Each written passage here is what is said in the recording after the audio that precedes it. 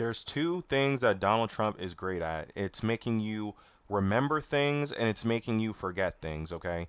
It hasn't even been like a full 2 months since he flipped the whole paradigm of global trade with his stupid Liberation Day, and now it's looking like it's kind of already coming to a close. Um, the United States and China has been in this game of chicken for the last couple of weeks completely by our own design, and it looks like Xi and Trump are kind of ready to rein it in. So let's see. Just moments ago, a second day of high-level trade talks between the U.S. and China wrapped up in Switzerland. The president's top trade negotiators emerged from the meeting in Geneva, touting, quote, substantial progress and appearing to confirm that a deal between the two countries has been reached.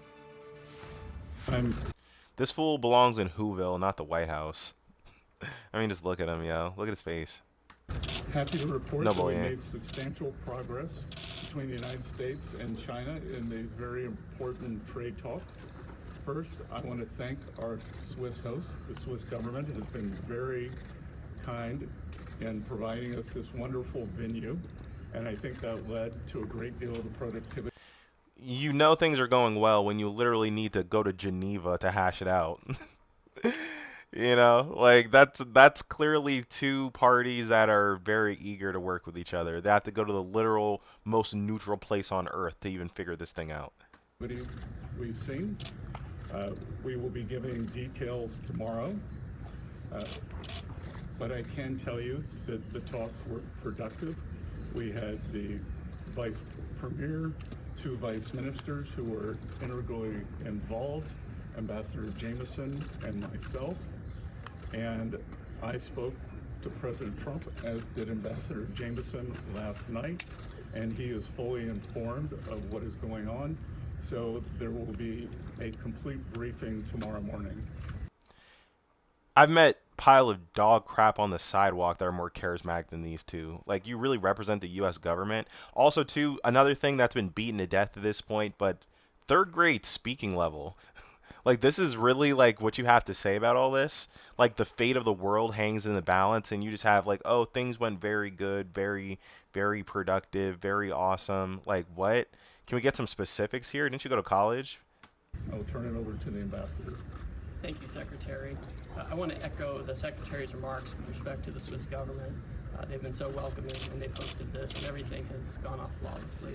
Yeah, we know the Swiss are cool. What about China? Get into the Chinese negotiators, Vice Premier Liu He, Vice Minister Li Qiangong, and Vice Minister Liao Min worked very diligently, and these are very tough negotiators. A couple of them I know from before, and have had past interactions with them. And this was, as the Secretary pointed out, a very constructive 2 days. It's important to understand how quickly we were blah, able to blah, come to blah, agreement, blah, which blah, reflects blah, that blah. perhaps They're it just didn't spinning go us as around. as maybe thought. That being said, there was a lot of groundwork that went into these 2 days. Just remember why we're here in the first place. The United States has a massive $1.2 trillion trade deficit. So the president declared a national emergency. Propagandizing. Imposed tariffs. And we're confident that the deal we struck Unchecked with our Chinese propagandizing, partners will as help to be us expected. resolve, work toward resolving that national emergency. And I would just conclude with saying it was done in the spirit of cooperation, shared interest, mutual respect, and we look forward to sharing the details. Oh, we don't respect China. China does not respect us, okay? Maybe like Americans and Chinese people individually, but like these governments don't respect each other. These leaders don't respect each other. This is just a blatant lie. It's more tense than ever. With you tomorrow morning. All right, CNN's Betsy Klein is joining us now from the White House. A lot of optimism coming from those statements. That's exactly right, Frederica. I mean, this has the potential to be a very significant development and one that could have massive implications for the global economy. I just want to remind our viewers how we got here. Just over a month ago, President Trump imposed those sweeping 145% tariffs on most Chinese goods. This really injected a significant amount of uncertainty into the global economy, and U.S.-China trade relations have essentially been at a stalemate ever since. since. Now, moments ago, we heard from Treasury Secretary Scott Bessent and the United States Trade Representative Jameson Greer, who emerged from those two-day talks with their Chinese counterparts in Switzerland, really touting significant progress that has been made. Greer characterizing it as a deal. The White House also in an email saying that this is a deal, should be considered a trade deal. Deal, deal, deal, deal, deal, deal. I've never seen someone so pathologically obsessed with a word. I don't care. I don't care if you're the greatest deal maker of all time. Like, I don't understand why you have the need to be called that, to be honest. And again, if we're talking about deals here, you would think they would outline what the deal was. You know, they're being pretty secretive about it up front. Let's see if we can find like the details of what exactly went down here. President Donald Trump said he will slash tariffs on China over the next 90 days as the two countries negotiate some permanent trade deals. The breakthrough in the trade talks comes as President Trump turns his attention to the Middle East. Tareen Small reports from the White House tonight. Also, too, I mean, just to be like a stickler about it, like I find it concerning that this trade deal is only going to last for 90 days. Like, so we're 90 days away from impending doom again. You know, like, is China going to just play along with us forever? Like, just kind of just capriciously throwing our hands up and then, flipping the board and then, putting all the pieces back and then flipping it again. Like, I feel like the Chinese are a little bit too smart for that. And not because they're like Asian, inevitable commenter, but just more like their strategy for government is a lot more cohesive than what we have currently. And it's a lot more time tested than whatever Trump's bringing to the table. Like, they're going to outlast us in pretty much every metric. President Trump left the White House for a trip to the Middle East hours after his administration jointly announced with China a temporary de-escalation of the trade war between the two countries. They were very happy to be able to do something with us. The agreement calls for the U.S. to lower its 145% tariff on Chinese goods to 30%, while the retaliatory tariff China imposed on the U.S. drops to 10%. And look, like, Trump supporters are pretty smooth brained, so they're going to view that as a victory. They're going to be like, oh, awesome. They're going to be like, oh, awesome. So,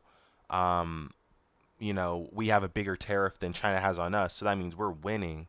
We're winning, guys. Our number's bigger than theirs. This is just going to cause unnecessary turmoil. And even if things go back to the way that they were on a surface level, China and the rest of the world is diversifying in other places. Hopefully, like, if we get another Democrat in power soon, they'll reverse course on that. But I can't really imagine them doing that because Trump was president before and we didn't fix it. We didn't put him in jail like we reasonably should have. We've agreed to open China, fully open China. And I think it's going to be fantastic for China. I think it's going to be fantastic for us. The agreement is only for 90 days while negotiations continue. Now the president is turning his attention to the Middle East with a 4-day trip to Saudi Arabia, Qatar, and the United Arab Emirates. You already know he's in these nations for no good, okay? Obviously, like, there's a lot of good to be said about the Middle East, like, rich culture, beautiful landscapes.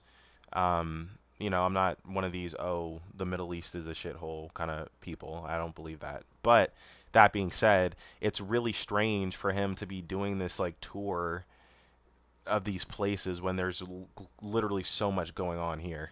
There's literally so much going on here. Like, what are you... And it's for corrupt reasons.